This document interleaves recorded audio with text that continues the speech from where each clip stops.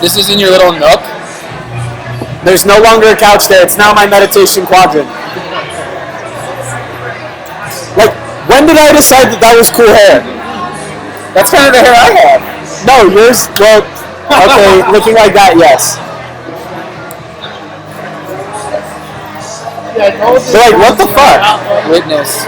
So anyways, I just published an Alexa skill at a bar.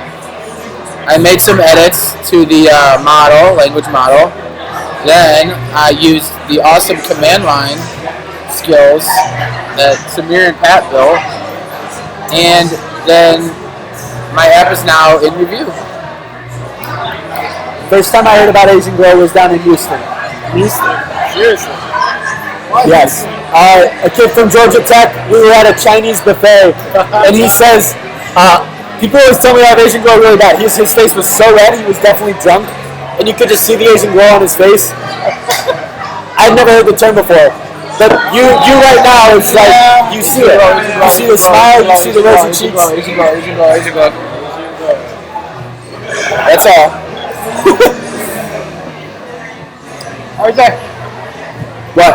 Okay, we should do